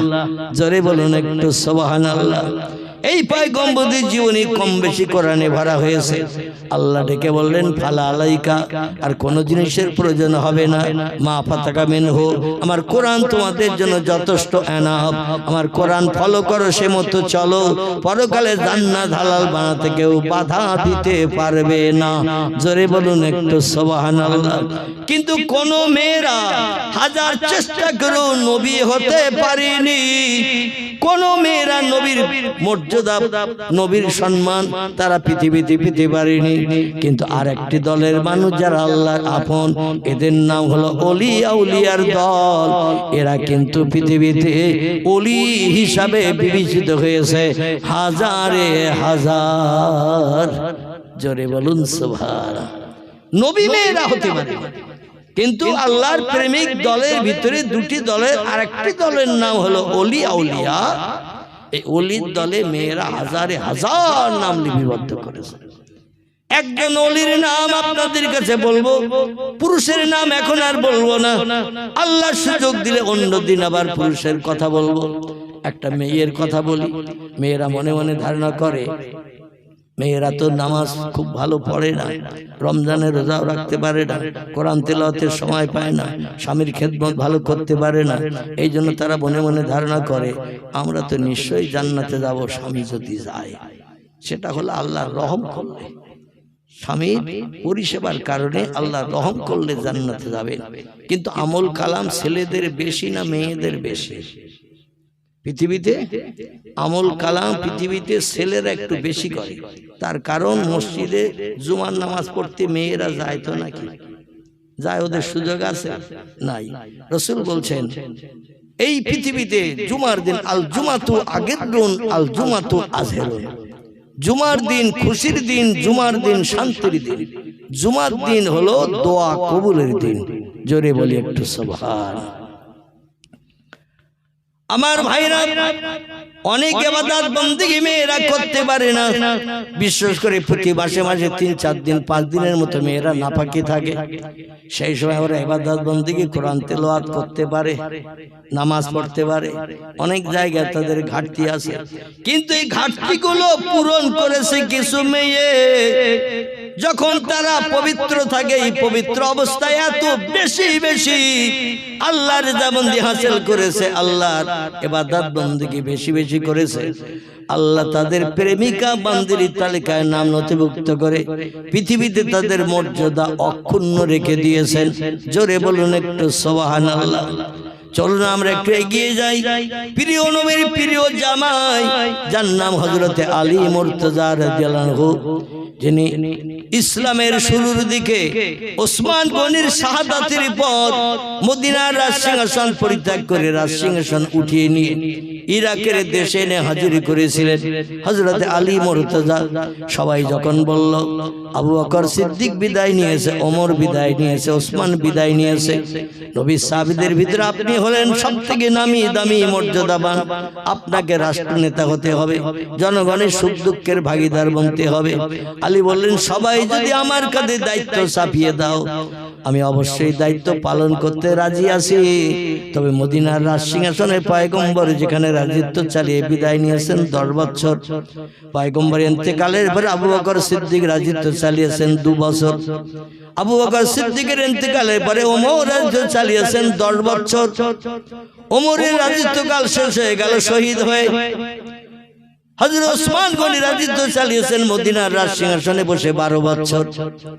ওসমান গনিও শহীদ হয়ে গেল জুমার দিন, শুক্রবারের দিন, জুমার নামাজের সামান্য কিছু আগে একদল মুনাফিক মার্কা মুসলমানের তরবারি আঘাত করে তার শহীদ বরণ করেছিলেন। আলীকে ডেকে বলা হলো মদিনার রাজসিংহাসন খালি, জনগণের মুখে হাসি ফোটানোর দায়িত্ব এখন আর আপাতত রাজসিংহাসনে কেউ নাই, আপনাকে দায়িত্ব নিতে হবে।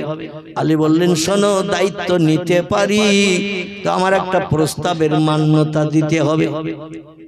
মদিনার মুসলমান ডেকে বললেন মা হিয়া ইয়া আলী ইবনে আবি তালিব, কি প্রস্তাব, মা সালাকা, কি প্রস্তাব আপনি দিতে চাইছেন বলুন।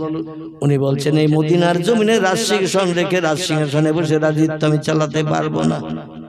যদি আমাকে রাজত্ব চালাতে হয় রাজসিংহাসনে বসে প্রধান নেতা কর্তা বনে আমারে যদি কাজ করতে হয় তাহলে এখান থেকে রাজসিংহাসন সরিয়ে নিয়ে যাব অন্যত্র। সবাই বলল কারণ, আপনি অন্য জায়গায় সরিয়ে নিয়ে যাবেন, তার কারণ কি? আলী বললেন শোনো, আমার জ্ঞান গর্বের মাধ্যম দিয়ে আমি এটাই বুঝেছি মদিনার রাজসিংহাসন দোষণীয় হয়ে গেছে, এখানে যে বসে তার শহীদ হতে হয়।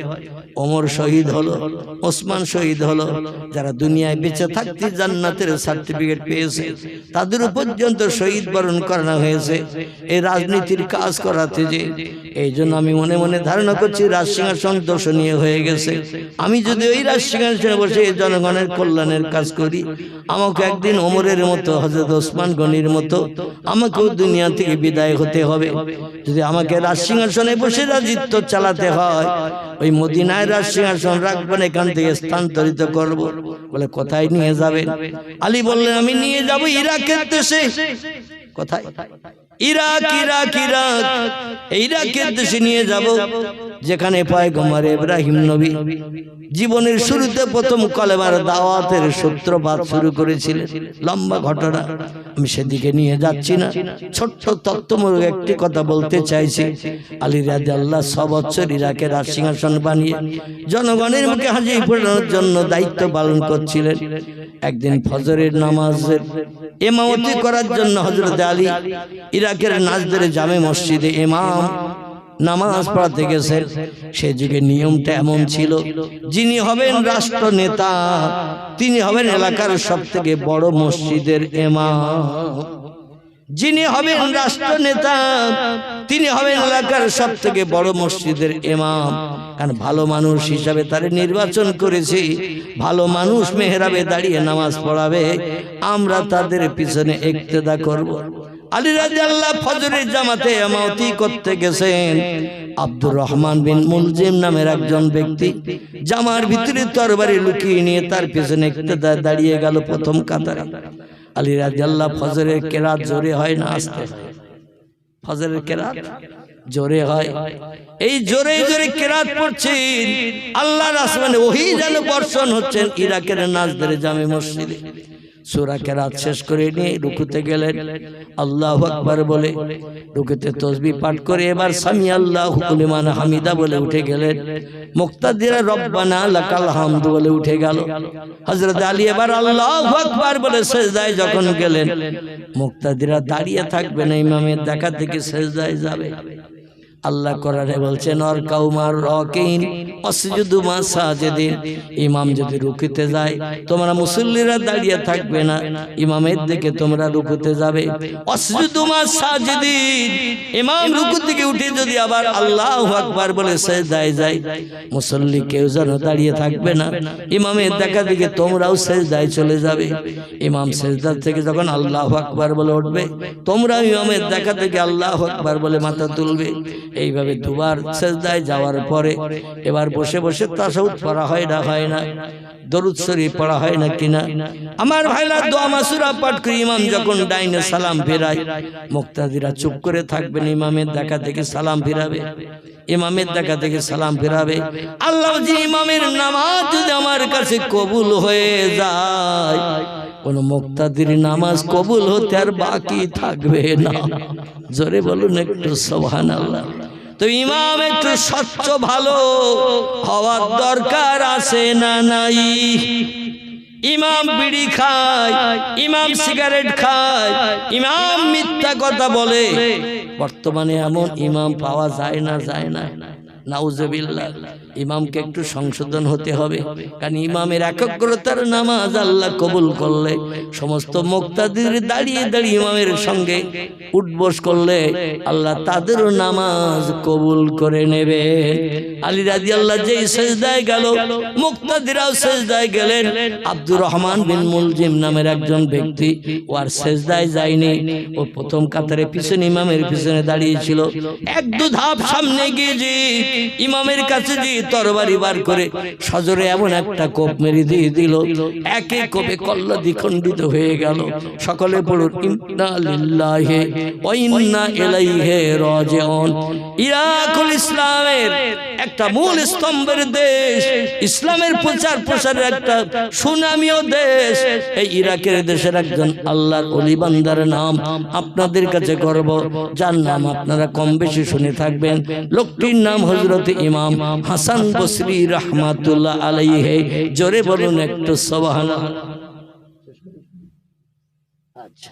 আসুন আমরা একটু দাঁড়িয়ে যাই, সোনার মদিনায় নবীজির দরবারে একটু সালাম পেশ করে নেই। ইয়া নবী সালাম। আপনি বলিয়া সবাই ভাটায় কাজ করে।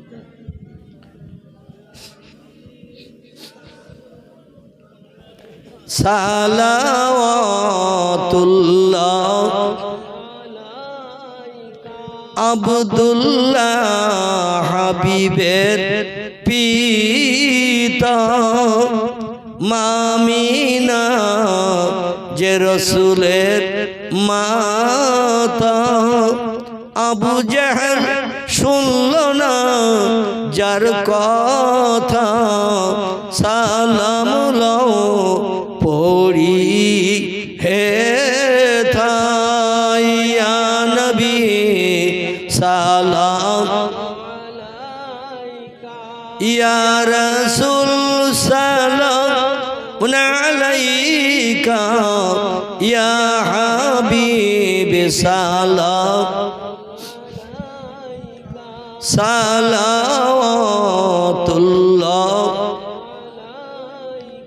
बागे इब्राहिम के गुलहिन मलाइक जिसके बुलबुल अपहाई जाते तवाक्कुल सलावतुल्लाह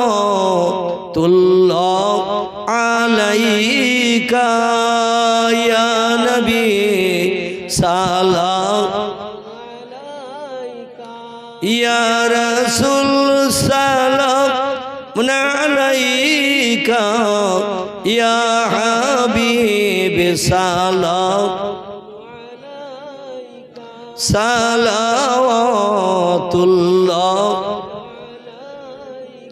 रसूल अल्लाह चलतेन जे पथे काटा बिसात उम्मे जामिल से पथे फुटतो ना ओई पथिर काटा জিবরাইল ডানা বিছাতেন সেথায় ইয়া নবী সালাম আলাইকা ইয়া রাসূল সালাম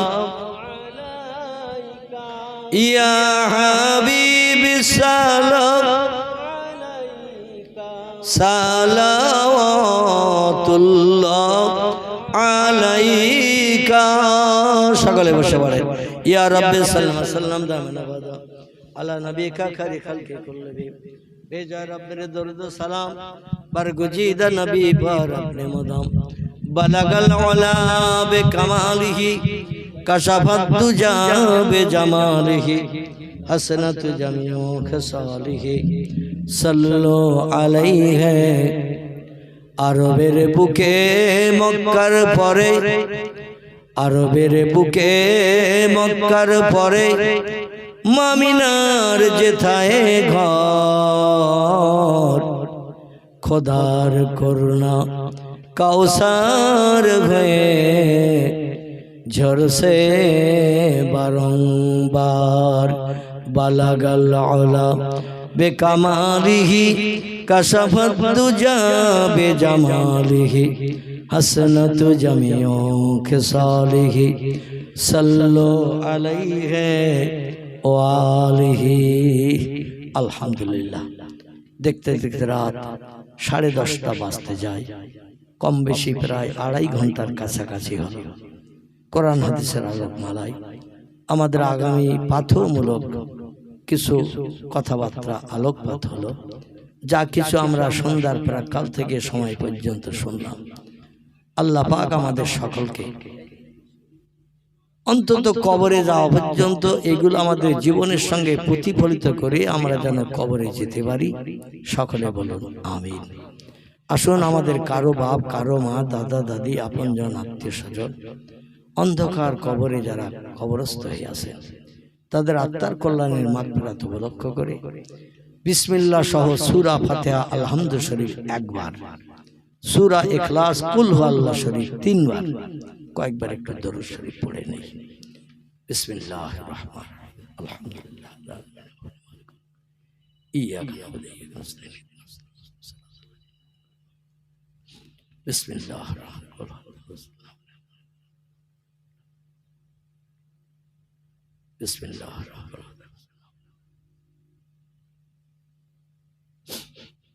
اللهم صل على سيدنا محمد النبي اللهم صل على سيدنا محمد النبي। যে যা পড়েছেন অধমের উপরে হাওলা করে দিন। সকলে মহান মাহবুদের শাহী দরবারে অধমের সঙ্গে দুখানা করে হাত সকলে একটু উঠান। আল্লাহুম্মা আমিন। আল্লাহুম্মা আমিন। আল্লাহুম্মা আমিন। রব্বি গফিরলি যুনুবি ওয়ারহাম ওয়া আনতাল গফুরুর রহিম। রব্বিরহামহুমা কামা রব্বায়ানি সগীরা। আল্লাহুম্মা হাসিবনা হিসাবান ইয়াসীরা। আল্লাহুম্মা নাজাউতা মিনান নার। আল্লাহুম্মা ওয়াকিনা আযাবান নার। রব্বুল আলামিন পবিত্র শাবানের চাঁদ ইজ্জতপূর্ণ রাতকে পিছনে ফেলে রাতের গভীরে ভিক্ষুক সেজে দুটি করে হাত আমরা সকলে আপনার মহান শাহী দরবারে উঠিয়েছি। কুদরতি নজরে বান্দা বান্দীদের দিকে ফিরে তাকান।